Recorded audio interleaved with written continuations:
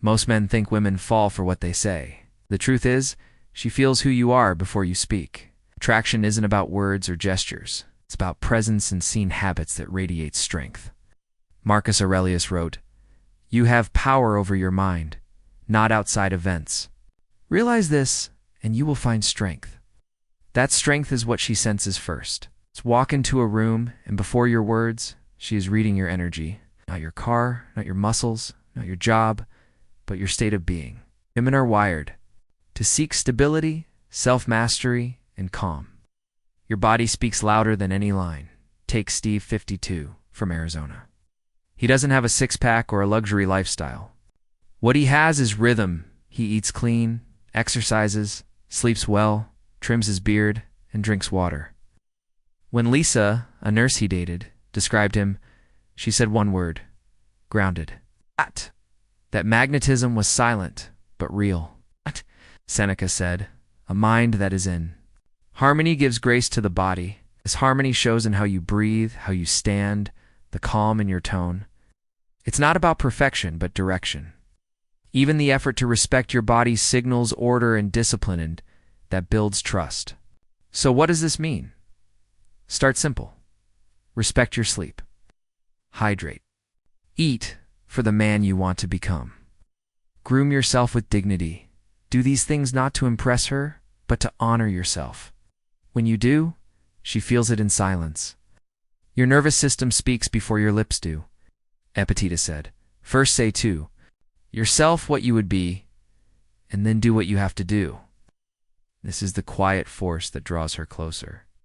Not words, not performance, but presence. Once your energy enters before you do, the real conversation begins, because your body will reveal more truth than your words ever could. She hears your words, but she believes your body. Every second around a woman, you are communicating without effort, through posture, breath, and presence. Long before she analyzes your words, her body has already decided how safe she feels. You could say the right things, wear the perfect outfit, even time your jokes well. But if your shoulders slump, your eyes dart, or your voice trembles, none of it matters. She feels something is off. Traction begins when your inner world and outer signals align. This is why Stoicism matters. Seneca said, "A mind that is in harmony gives grace to the body." When your mind is calm, your body shows it. Steady breath, eye contact, and deliberate movement radiate strength. She doesn't think he's confident. She feels safe. Consider this. Jason, on past dates, tried to impress with words, but his nervous energy betrayed him. When he finally slowed down, breathed evenly, and sat still, women noticed a difference. They leaned in not because of clever lines, but because of his settled energy. Most men broadcast stress. They walk around like pressure cookers, trying to appear confident while leaking anxiety. That gap kills attraction. When your tone, pace, and posture agree with your state of mind, she feels trust. Epictetus reminds us, first say to yourself what you would be, then do what you have to do. If you want to be calm and steady, let your body practice it. Align your state with your actions. This congruence is rare, and that rarity is magnetic. So next time, don't focus on what to say. Focus on how you breathe, how you stand, and how still you remain. Attraction is not built from performance, it is felt through presence. Presence is power. Most men think asking questions is just small talk. But the way you ask, the patience you show, and how deeply you listen can ignite something no compliment ever could. Women are not drawn to information, they are drawn to attention. 44, from Portland, had been rejected after several first dates. On his sixth, he tried something new. Instead of trying to be interesting, he became genuinely interested. He asked fewer questions, but asked them with stillness and real curiosity. The woman noticed instantly. She said, "You ask like you actually care what I'll say." That moment changed everything.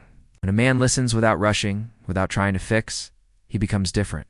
His calm presence makes her feel safe to open up. His silence creates space, and that silence feels powerful, Seneca wrote. We suffer more in imagination than in reality. Most men live in their heads, planning what to say. But when you slow down, breathe, and simply listen, she feels the difference. The Stoic's new presence is not passive, is strength, Epictetus said. Nature gave us one tongue and two ears so that we may listen twice as much as we speak. This principle is magnetic when applied to connection. A man who can hold space without judgment or hurry sets himself apart. So stop asking to collect facts. Ask to feel her world. Instead of what do you do, try what part of your work excites you. Instead of how long have you lived here, ask what made you choose this place. These are not tricks. They are invitations into her inner life. Women remember men who truly listen, the ones who impress, but the ones who make them feel understood. This is why patience, restraint, and presence matter. They turn ordinary questions into sparks of attraction. Attraction isn't built only on looks, status, or charm. What pulls a woman closer is something more subtle, emotional curiosity. Most men talk at women, trying to impress or persuade. A rare man listens differently. He notices tone shifts, pauses, the spark in her eyes. He doesn't rush past it. He leans in, gently, with interest. When you ask, "What was that like for you?" instead of "What happened?" you show you want to feel her world, not just collect facts. That attention creates trust, and trust turns into desire. Marcus Aurelius wrote, "The soul becomes dyed with the color of its thoughts." When you help her notice her own feelings, because you notice them first, she connects not just with you, but with herself. Many men either avoid emotions or press too hard. True emotional curiosity lives in balance, calm, steady, never needy. That balance builds safety. Safety opens vulnerability. And vulnerability is where attraction grows, Seneca reminded us. It is a rough road that leads to the heights of greatness. Listening to her hidden emotions is not easy. It requires patience and strength. Epictetus added, "Nature gave us one tongue and two ears so we could hear twice as much as we speak." This is not just hearing, but sensing what is unsaid.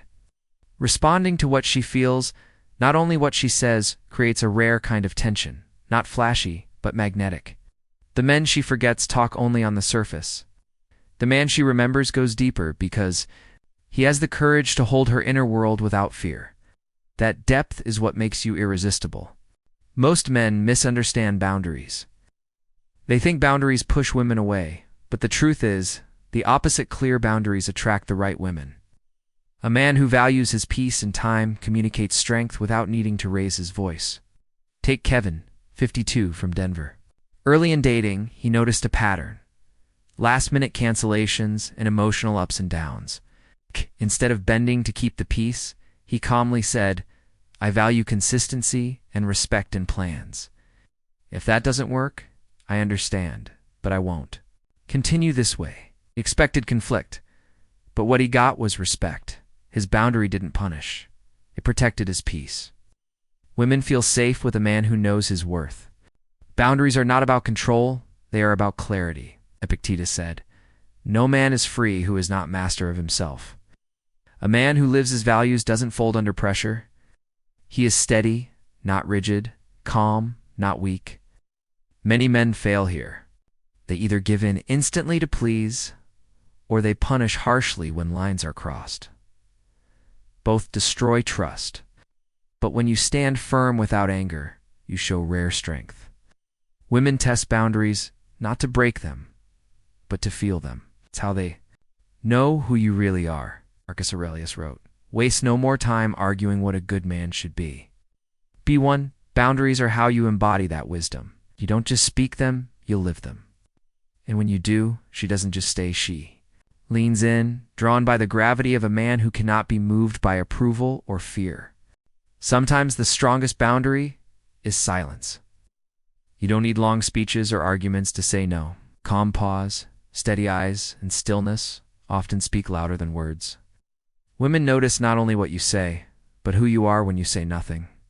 Most men overreact, explaining too much or arguing for their worth. But true restraint is power. Marcus Aurelius said, "Waste no more time arguing what a good man should be. Be one." Silence, when rooted in self-control, is not weakness. It is authority. Picture this. She tests you by arriving late, pushing a line, or stirring drama.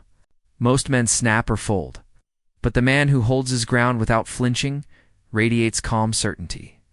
Epictetus reminds us, it's not what happens to you, but how you react to it that matters. Sometimes no reaction is the most powerful response. Women sense hesitation in chasing energy, but when you calmly disengage, without anger or neediness, you send a rare signal. I control myself, not the moment. Oh. That stillness builds mystery and respect. Seneca said, "He who is brave is free." Brave men don't need to defend. Every moment they trust their presence. Silence used this way is not avoidance. It is strength, the kind that lingers long after words fade. And that strength pulls her in closer, wondering what lies behind your composure. Neediness is the silent killer of attraction. It weighs heavy, clouds your energy, and makes you reactive. But when a man is already whole-grounded in his purpose, and peace women feel it instantly, they relax, because you are not depending on them for your happiness. Daniel, 45, met Michelle at a wine tasting. She was used to men chasing her attention. Daniel was different, warm, but not needy. He smiled, talked, then turned back to his friends. Later, Michelle couldn't stop watching him. Why? Because his energy said, I'm already full. Can join me, but I don't need you. That independence pulled her closer. Marcus Aurelius wrote, very little is needed to make a happy life. It is all within yourself. When joy comes from within, no one can control you. Seneca added, the greatest wealth is a contented mind. A man rooted in his own life is magnetic because he cannot be manipulated by approval. The paradox is this. The less you need her, the more space you create for want. And being wanted without being needed is intoxicating. Women crave men whose lives are already rich with discipline, mission, and peace. Your value does not spike from her interest. It remains steady, Epictetus said. Freedom is the only worthy goal in life. It is won by disregarding things that lie beyond our control. When your sense of worth is not tied to her, she feels free to desire you. That freedom creates gravity, and gravity keeps her coming back. There is a rare power in a man who carries his own joy. He is untouchable, not reckless, but steady and self-sourced. Most men search for happiness in women, achievements, or approval. But when joy comes from within, she cannot control it. Freedom is magnetic, Seneca said. A man is as miserable as he thinks he is. The Stoics taught that suffering is not from events, but from how we interpret them. A man who builds habits, rituals, and mindsets that generate peace is bulletproof. He cannot be shaken by moods, silence, or rejection. That steadiness makes him dangerous in the best way. Daniel from Austin lived this truth. He didn't rely on praise or flattery to feel good. He built his life with discipline, health, and purpose. When he met Michelle, she felt the difference. He wasn't chasing her approval. His energy said, I'm already full. That fullness sparked her curiosity and drew her closer. Marcus Aurelius wrote, the soul becomes dyed with the color of its thoughts. When your thoughts are grounded, your presence speaks louder than charm. You don't need to act confident. You radiate it naturally. Women feel safe in that energy because it carries no demand, only freedom. True joy cannot be faked. It comes from refusing to abandon yourself for short-term highs. And when a man brings that depth of peace, a woman feels not pressured, but invited. That invitation is rare, unforgettable, and deeply attractive. Attraction can spark quickly, but what makes a woman stay is depth. Many men impress for a moment, but the rare ones create emotional gravity, steady, real, unforgettable. Depth is not about perfection or endless stories. It is about presence, honesty, and resilience. Michael, 52, met Claire at a dinner party. He didn't brag or downplay himself. Instead, he shared real parts of his life, regrets, lessons, and resilience. He wasn't trying to impress. He was simply unafraid to be known. Claire later told her friend he doesn't need attention, but when he gives it, it feels real. That honesty drew her in. Women who have lived through loss, betrayal, or change do not want a polished mask. They want a man who has been tested and still stands strong without bitterness. Marcus Aurelius said, "If you are distressed by anything external, the pain is not due to the thing itself, but to your estimate of it." A man who embraces hardship with wisdom becomes a source of calm. Epictetus added, "Know first who you are, and then adorn yourself accordingly." A depth shows in how you listen, how you hold boundaries, and how you handle conflict without losing your center. Seneca also wrote, "Difficulties strengthen the mind, as labor does the body." A man who carries both strength and openness creates security, and that security is irresistible. Depth doesn't rush connection. It invites it to grow slowly with intention. And when a woman feels she can unravel and still be safe, she doesn't. Just like you, she stays. That is the quiet power of depth. The final key to lasting attraction is reflection. A woman may notice your confidence or presence, but what makes her crave more is how she feels about herself when she's with you. Attraction deepens when she sees a better version of herself. Reflected in your presence, when you are fully present, you don't just hear her words, you notice the silence between them. You catch the hesitation in her tone, the flicker in her eyes. You don't rush to flatter or fix. You let her unfold, and in doing so, she experiences herself more deeply. That experience lingers far longer than any compliment. Marcus Aurelius said the soul becomes dyed with the color of its thoughts. When your thoughts are steady and calm, you create space for her to rediscover her softness, her playfulness, her depth. Epictetus taught, "It is not what happens to you, but how you react to it that matters."